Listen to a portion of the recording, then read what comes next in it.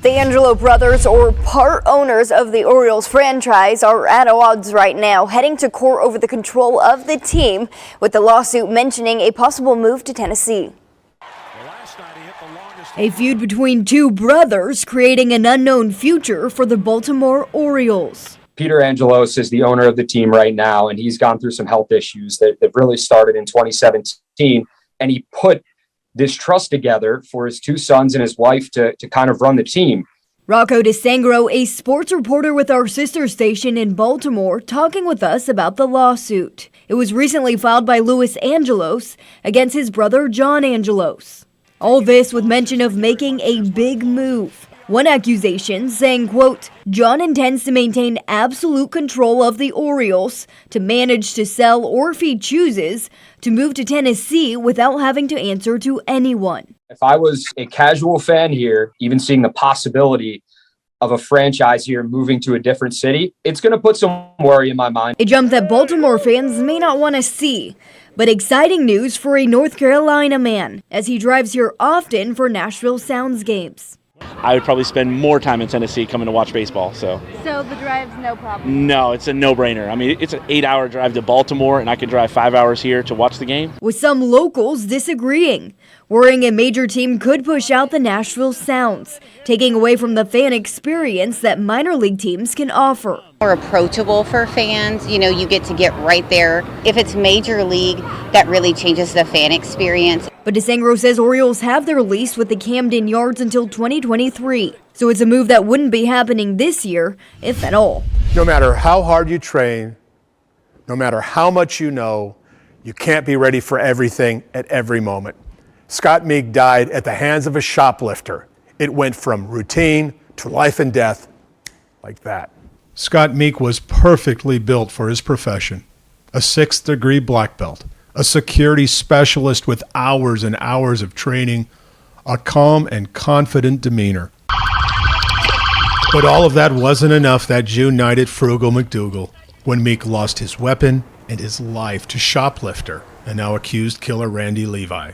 Friend of 40 years, retired Nashville police legend Melvin Brown. He was traveling, he filled in for somebody at the last minute who couldn't work when they were filling in for somebody, and he didn't have his vest on, he didn't have his retention holster, and when he went to protect one of the employees, he was at a disadvantage. Meek's security detail at Frugal McDougal is now manned by Chris Garland.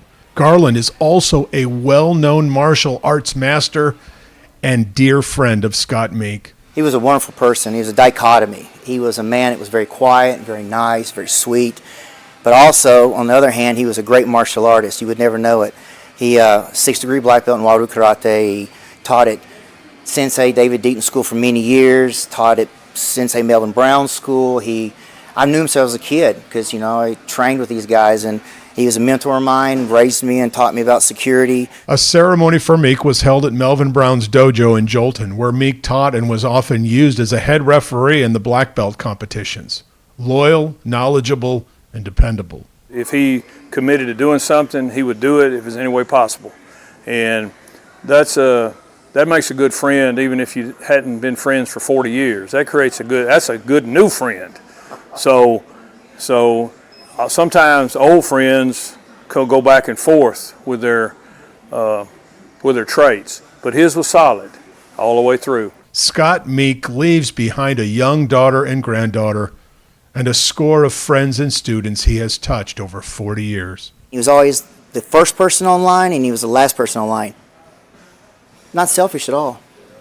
His life was complete servitude. And that's what I'll remember him by. The first time in about 12 years, a Nashville city mayor actually spoke at a Traffic and Parking Commission meeting. Now, the reason for today's speech by Mayor John Cooper, cleaning up our downtown streets of vendors.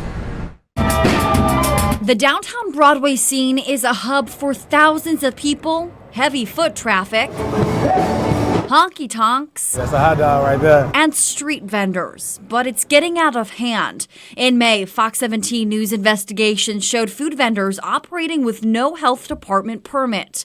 Business owners are more than frustrated and demanding action from the city. When there's an obstacle on the sidewalk selling who knows what without paying taxes, I think it needs to be eliminated. Now, Nashville's chief executive is taking that request to the Metro Traffic and Parking Commission. I'm proposing a prohibition of street vending between Union Street and Korean Veterans Boulevard, spanning from the Cumberland River to 8th Avenue. Mayor Cooper says street vendors are clogging sidewalks. Among the changes he's looking for, expanding the group working on this issue and giving police clear regulations to enforce.